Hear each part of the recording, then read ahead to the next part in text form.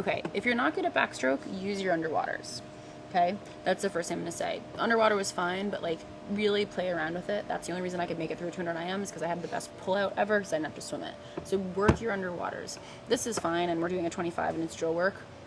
Keep working on it so you can go like 7-10 meters off every wall without thinking about it. It'll make the backstroke a lot shorter.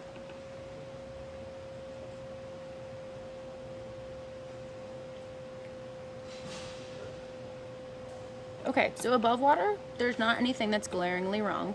You're crossing over a little bit. You can see here your hand's going in line with your head. You want to move it out about 6 inches just outside your shoulders. Same thing on your right side.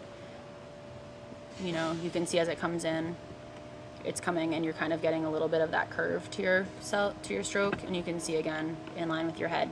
Probably want it out here, not a huge difference.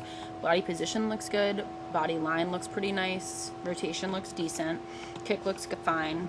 I want to switch over to the underwater camera because you're pulling very, very wide and you're not going to get much power. Okay, so you can see you took like 2 big ones and then you kind of went over to easy freestyle.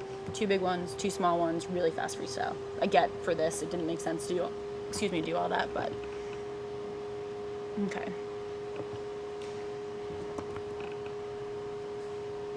Hand goes in, hand drops straight, down and out. Hand bends really close into the hips, okay? What you want to do is, when you're here, you want to look like this, okay? So you want to, the elbow is back above the shoulder, about where yours is. What you want to do is you want to drop the forearm back.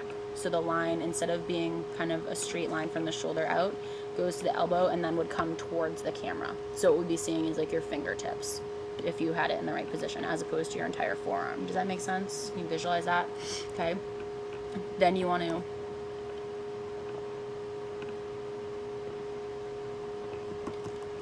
accelerate down. So you can see you've come all the way down and then you've come all the way up. You can see that U of the bubbles. Okay, so if you'd gotten that catch, you'd be pushing straight down. So it's like taking something and throwing it down towards your legs, or like dribbling a basketball, like that same idea of like bouncing this way. Okay, it's coming from the forearm, same idea. You're here and you're kind of pushing down. Okay, come in. The motion of the hand is right. It's just really wide at this point, and as you come through, look at how low your hand is in the water. Okay, you want your hand to be finishing at your hip. And you can see, because your hand is so low, your hips have started to rotate, but your shoulder is still so far underwater that you're getting, that's where that little bit of wiggle comes. Okay, because you can see like you're a little bit out of line through your back. Okay, finish right by your hip. Your hand should be like touching your hip. Then the rotation is going to come a lot more naturally. This is going to be out of the water when your hand finishes, and your hand's going to pop up into the recovery. So it's going to be a lot easier to get your hand back to the starting position.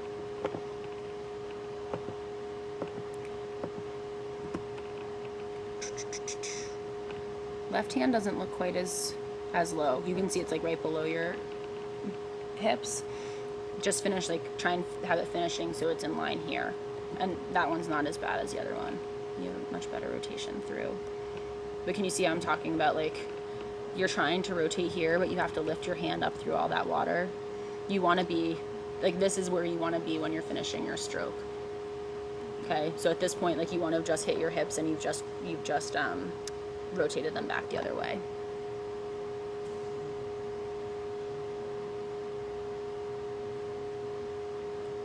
Kick looks really good. It's a little bit, like, every now and again, it gets a little bit, like, right here, it gets a little bit, like, out of whack with what your body is doing.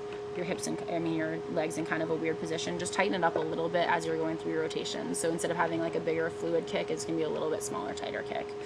I don't think your backstroke's that awful. I think it's just, like, a little bit, because the timing's a little bit off, especially with that right hand, it's making it a little bit slower. But you're getting good power out of your left hand. I think if you can just, like, balance it out, it'll be good.